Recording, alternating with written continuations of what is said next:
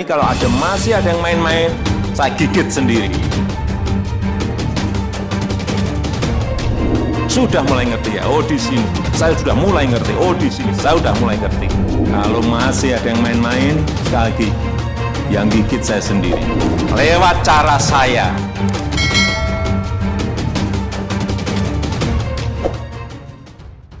Kalau untuk menyelamatkan seisi dunia ini, satu orang mati lebih baik daripada seisi dunia tidak diselamatkan.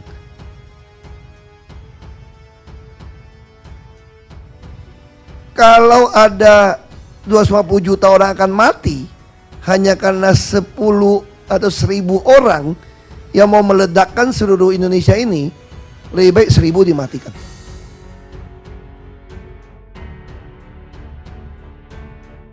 Salut, Ahok sulap RS Pertamina Jaya untuk tangani pasien COVID-19.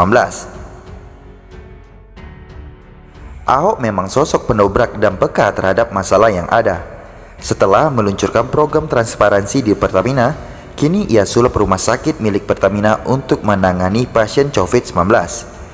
Berbeda dengan mantan rivalnya di DKI 1 yang cuma koar-koar situasi genting tapi minim aksi.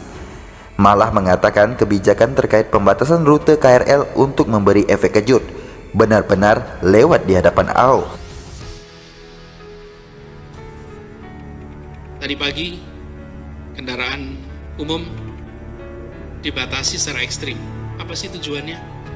Tujuannya mengirimkan pesan kejut kepada seluruh penduduk Jakarta bahwa kita berhadapan dengan kondisi ekstrim. Sebelumnya, di laman Twitter resmi BTP, ia menuliskan, RS Pertamina Jaya jadi rumah sakit khusus penanganan COVID-19. Mari kita memperkuat sistem kekebalan tubuh dengan hidup lebih sehat, makan makanan yang bergizi, serta istirahat yang cukup, tagar cegah tangkal COVID-19. Keputusan cepat yang diambil Ahok dan jajarannya di Pertamina dalam rangka membantu pemerintah melawan pandemi COVID-19. Erick Thohir sudah mengatakan kalau RS milik BUMN siap membantu. Dalam hal ini, dalam waktu kurang dalam sehari, Ahok sebagai Koumud Pertamina langsung meresponnya. Sebelumnya, dilansir dari Detikcom, Kementerian BUMN akan menjadikan Rumah Sakit Pertamina Jaya dan Hotel BUMN yakni Hotel Patra Comfort untuk tempat penanganan virus COVID-19. Staf khusus Menteri BUMN Arya Sinulinga mengatakan Rumah Sakit Pertamina Jaya akan menggunakan bangunan lama untuk menampung pasien. Rumah sakit berkapasitas 65 tempat tidur yang terdiri dari 20 tempat tidur setingkat ICU dan 45 non-ICU.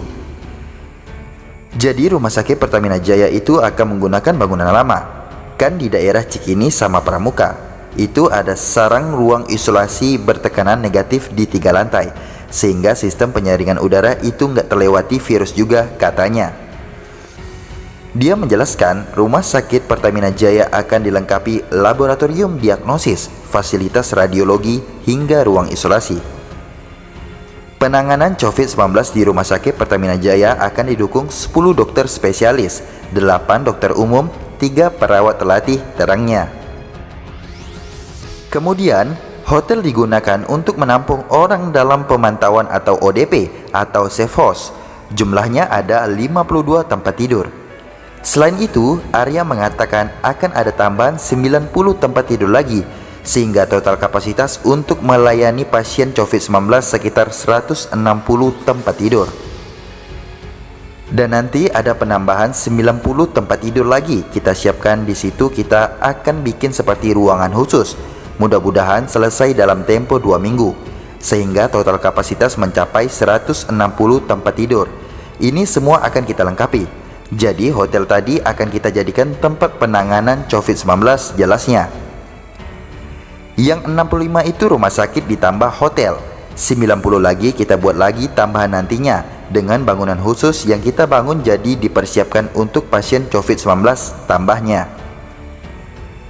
Dalam situasi pelik seperti saat ini, memang yang paling utama adalah koordinasi yang baik antara pemerintah pusat dan jajaran di bawahnya. Untungnya, Pertamina berada dalam kendali orang yang tepat. Tanggal 17 Maret ditunjuk Menteri BUMN dan hari ini, tanggal 18 Maret sudah disiapkan Ahok.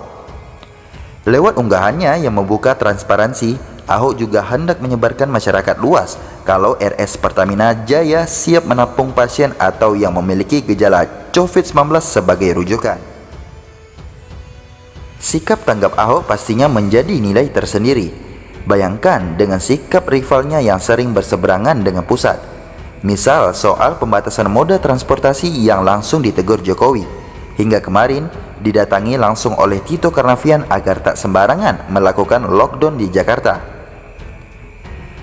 Itulah bedanya Ahok dengan pemerintahan lainnya, bagai langit dan bumi. Satunya tunduk aturan, satunya modal santun seiman, ternyata banyak menyusahkan. Kalau ada wabah seperti saat ini, apakah simpatisan FPI-nya yang menolak Ahok akan menolak juga dirawat di RS Pertamina Jaya bila ada gejala COVID-19?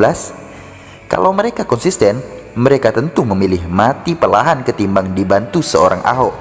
Begitulah kalau kebencian melebihi kewarasan.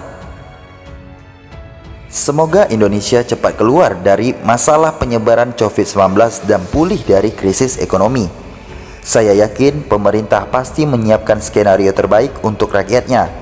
Opsi terbaik saat ini adalah social distancing atau jaga jarak sosial ketimbang lockdown, termasuk perbaikan kualitas RS yang ditunjuk dan bantuan tenaga media serta ADP.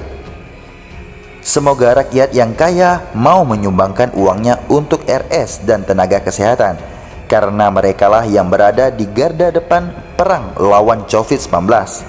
Saat kita bahu-membahu menjalankan instruksi untuk menjaga daya tahan tubuh dan mengurangi aktivitas sosial, disitulah setidaknya kita menjadi pahlawan COVID-19 bagi diri sendiri.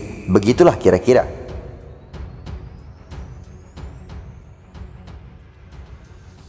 Kalau ditanya, jawabnya programnya sudah terlaksana, Pak.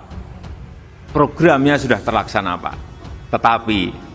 Tetapi setelah dicek di lapangan, setelah saya tanya ke rakyat, ternyata masyarakat belum menerima manfaat. Bagi yang tidak serius, saya tidak akan memberi ampun. Saya pastikan, sekali lagi, saya pastikan pasti akan saya copot. Sejumlah Menteri Presiden Joko Widodo terlihat lebih sibuk mengurusi partainya dibandingkan negara pada saat jam kerja. Padahal, saat ini Indonesia tengah disibukkan oleh wabah virus COVID-19 yang harus segera ditangani, termasuk dampaknya secara ekonomi. Salah satunya, Menteri yang terlihat sibuk mengurus partainya adalah Menteri Koordinator Bidang Perekonomian Airlangga Hartarto. Ketua Umum Golkar itu pada Senin 9 Maret 2020 kemarin menerima kedatangan Ketua Umum Partai Nasdem Surya Paloh. Pertemuan diselenggarakan di kantor DPP Golkar Slipi, Jakarta. Hadir pula dalam pertemuan itu Menteri Perindustrian Agus Gumiwang yang juga menjabat sebagai Wakil Ketua Umum Partai Golkar dan Menkominfo Johnny G. Plate selaku Sekjen Partai Nasdem. Ketua DPP Golkar Metia Hafid mengatakan salah satu agenda pertemuan adalah pembahasan Pilkada 2020. Selain itu, mereka membicarakan soal isu-isu terkini terkait ekonomi, seperti dikutip dari Kompas. Pada saat pertemuan itu, Ketua Umum Partai Nasdem Surya Paloh mengusulkan parliamentary threshold naik menjadi 7%. Ketua Umum Partai Golkar pun sepakat dengan usulan tersebut. Kemudian membahas terkait dengan presidensial threshold yang tetap 20%. Ketua Partai Nasdem Surya Paloh meminta agar Menko Perekonomian Airlangga mengevaluasi sejumlah pasal yang bermasalah dalam RUU Cipta Kerja. Tindakan seperti itu juga pernah dilakukan oleh Menteri Hukum dan HAM Yasona Lauli. Dia hadir dalam konferensi pers Partai Demokrasi Indonesia Perjuangan atau PDIP untuk membahas operasi tangkap tangan yang dilakukan oleh Komisi Pemberantasan Korupsi terhadap kader partainya. Pada saat itu, Yasona bersama partai berlambang banteng itu membentuk tim hukum untuk melaporkan penyidik KPK ke Dewan Pengawas. Namun, ia mengklaim kehadirannya sebagai Ketua Dewan Pengurus Pusat atau DPP bidang hukum dan perundang-undangan PDIP.